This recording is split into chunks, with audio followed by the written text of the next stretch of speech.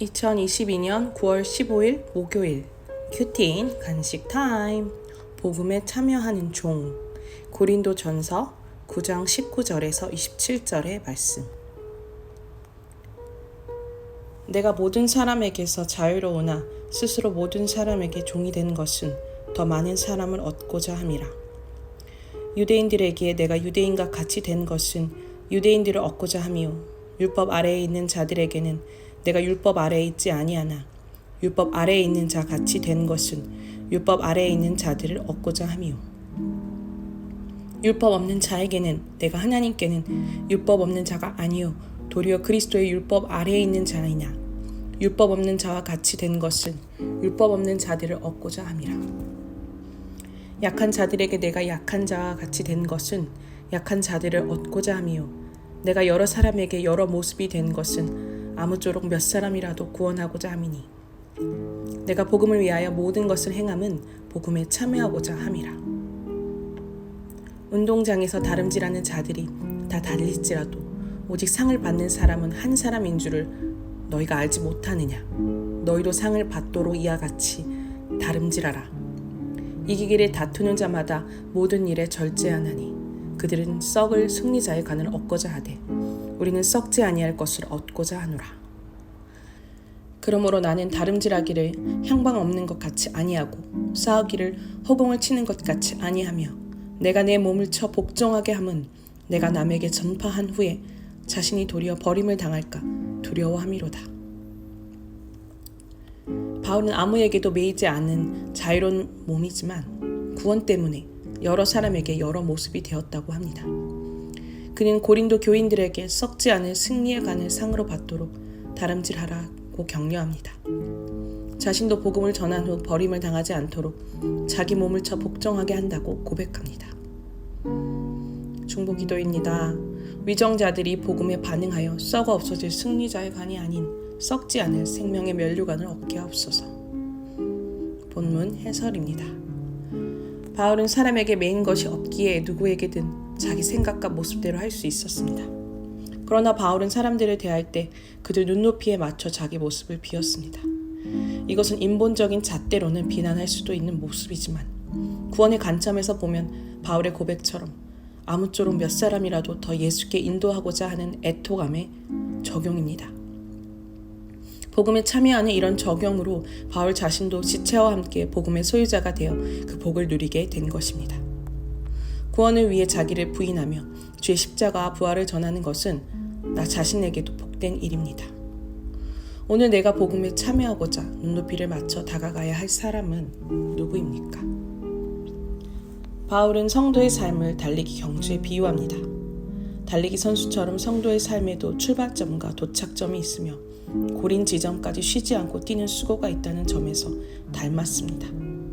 복음을 듣고 예수 그리스도를 나의 주님을 믿는 순간부터 이 세상에서 맡겨주신 사명을 다하고 주 안에서 세상을 떠나 주님을 뵙게 될 그 순간까지 성도는 최선을 다해 다름질해야 합니다.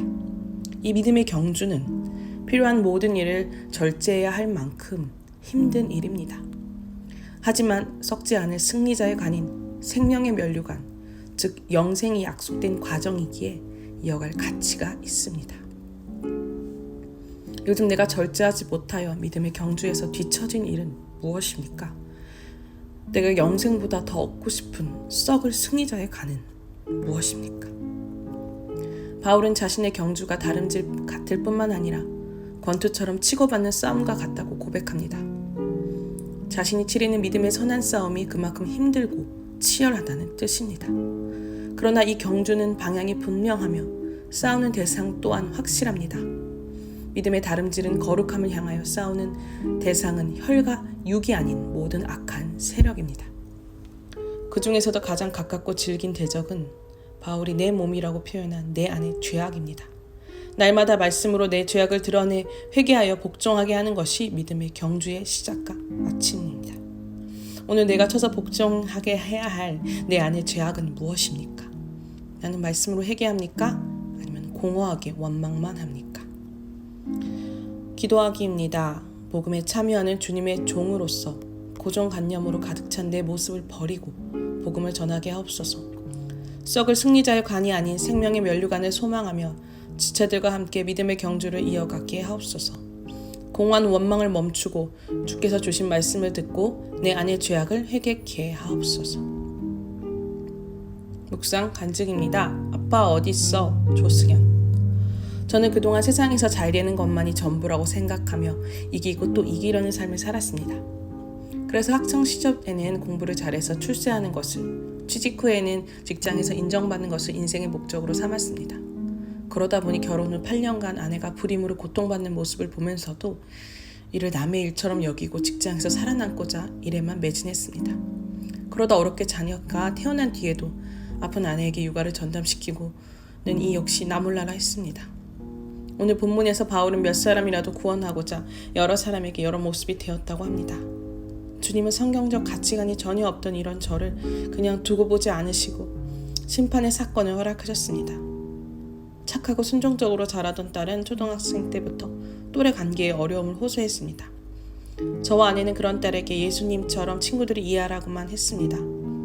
딸은 부모의 말에 순종하며 겉으로는 괜찮은 듯 보였으나 속은 병들어가고 있었습니다.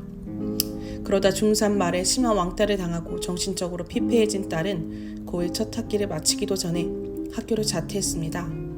그런 딸에게 저와 아내는 옳고 그름의 잣대를 들이면서 정신 차리라고 하는 등 폭언과 폭력을 행사했습니다.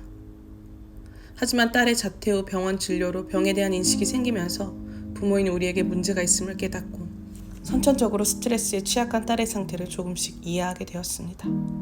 자해와 자살 충동으로 이번까지 한 딸에게 대학 진학은 기대할 수 없는 일이었지만 하나님은 은혜로 딸은 검정고시를 치르고 수능을 준비했습니다. 수능 2달 전부터 학원을 다녔는데 공황 증세로 대중교통을 이용하기 어려워 저는 퇴근 후 딸의 운전기사 역할을 해야 했습니다. 그러나 딸은 자주 올라오는 충동장애로 수시로 계획을 뒤집고 불안 증세로 자살 충동까지 보였기에 입시를 준비하는 동안 저희 가족은 지옥 같은 시간을 보냈습니다. 그럼에도 하나님은 딸이 끝까지 완주하여 대학에 합격할 수 있도록 인도해 주셨습니다. 아빠 어딨어? 오늘도 딸이 부르면 저는 기사로 심부름꾼으로 친구로 나아갑니다.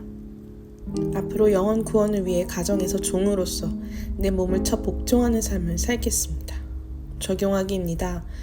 가정에서 화가 날 때마다 제가 하나님의 종임을 떠올리며 혈기를 가라앉히겠습니다. 딸이 저를 부르면 내키지 않더라도 짜증내지 않고 인내하며 그에 응하겠습니다.